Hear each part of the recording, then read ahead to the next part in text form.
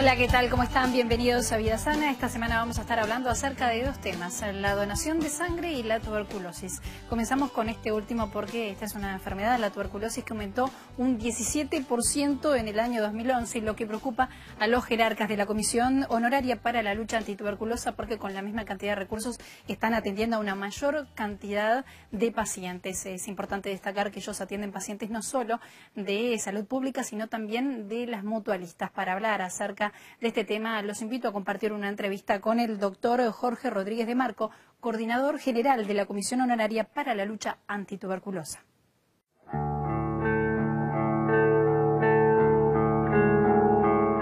Doctor, ¿qué es la tuberculosis y cómo afecta la calidad de vida de los pacientes?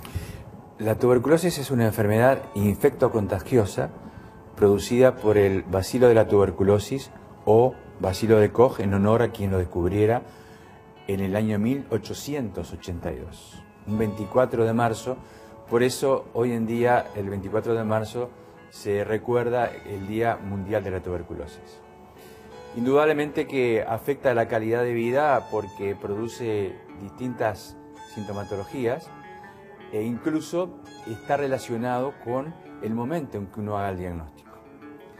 Si el diagnóstico se hace precozmente, se acorta el tiempo en el cual inicia el tratamiento y por lo tanto la calidad de vida se afecta, pero no significativamente.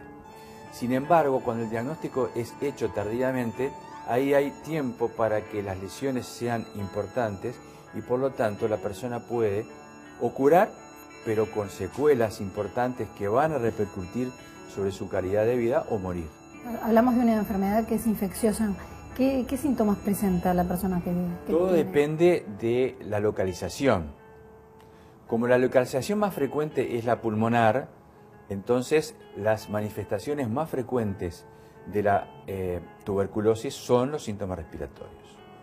Lo más común, lo más habitual es la tos y la expectoración, que cuando supera las 2 semanas, eso ya indica la necesidad de que la persona sea estudiada para descartar la tuberculosis. Eso se hace con un estudio que se llama baciloscopía. La baciloscopía consiste en obtener muestras de expectoración de la persona, se envían al laboratorio, en el laboratorio se analiza y se observa, luego de coloración en microscopio, y una parte de la muestra va a cultivo, que es un método que permite complementar el estudio directo de la expectoración. De esa forma podemos confirmar la tuberculosis e iniciar rápidamente el tratamiento específico. Bien, ¿es correcto que una persona puede perfectamente tener el bacilo pero no desarrollar la enfermedad? Eso es exacto, y tanto es así que en el mundo 1 de cada 3 personas tiene el bacilo en su interior. Esa persona está infectada. Estoy hablando de, hoy en día, 2.500 millones de personas están infectadas por el bacilo de tuberculosis. Pero solo una pequeña proporción de esas personas infectadas hace la enfermedad, desarrolla la enfermedad. ¿Qué es lo que va a determinar que una persona que está infectada, es decir, que no tiene síntomas, que no está enferma y que no transmite la infección, pase a tener una enfermedad activa? La disminución de sus defensas. Cuando hay una disminución de la vigilancia del organismo. ¿Y cuáles son los tratamientos? Porque en ese sentido es importante luego la continuidad de este tratamiento para que sea eficaz. Claro. ¿Se continúan realmente los tratamientos o hay abandono? Bueno, también ha coincidido en estos últimos años un cambio fundamental, negativo, en cuanto a la adherencia al tratamiento. Históricamente en nuestro país siempre tuvo una tasa de abandonos de tratamiento muy baja, que no pasaban del 3%. Sin embargo, en el 2007 observamos un aumento de esa tasa de abandonos que llegó casi a un 9%. Cuando analizábamos quiénes eran los que abandonaban, encontrábamos que eran personas de sexo masculino, fundamentalmente, jóvenes, adultos jóvenes, con alguna carencia socioeconómico, cultural y fundamentalmente adictos a pasta base. Es decir, ese perfil es el perfil de nuestro abandonador de nuestros días, lo cual complica enormemente la terminación del tratamiento y la curación de la enfermedad. Bien, ¿cuánto lleva un tiempo promedio un tratamiento? El tratamiento, a pesar de que hoy está fuertemente acortado, de todas maneras sigue siendo largo, porque el tratamiento estándar de la tuberculosis es de 6 meses. De manera que se requiere de una constancia, de una motivación, de un incentivo para que el paciente pueda adherir y terminar el tratamiento hasta su curación. Contrariamente a otras enfermedades en las cuales contamos con una vacuna para prevenir, si bien hay una vacuna contra la tuberculosis, que es la BCG, esta vacuna previene contra las formas graves en los niños pequeños, pero no de la tuberculosis en los adultos y en los niños grandes. De manera que la prevención por la vía de la vacuna aún no es un hecho. De manera que la forma de prevenir la enfermedad es el diagnóstico precoz.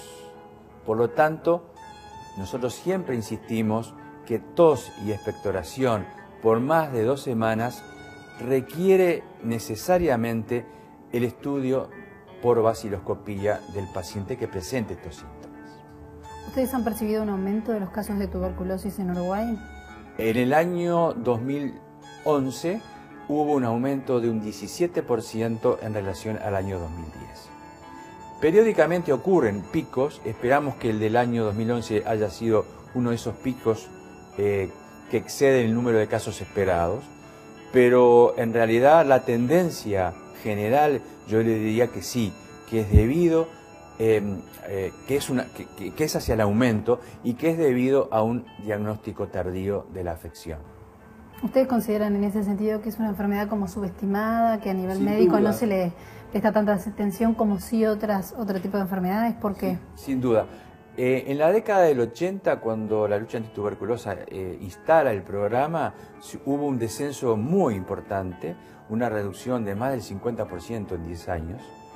Y luego un enlentecimiento de ese descenso hasta principios de la década de los 90. A principios de la década del 90 aparece en escena un problema importante que persiste hasta ahora, que es la infección por el VIH.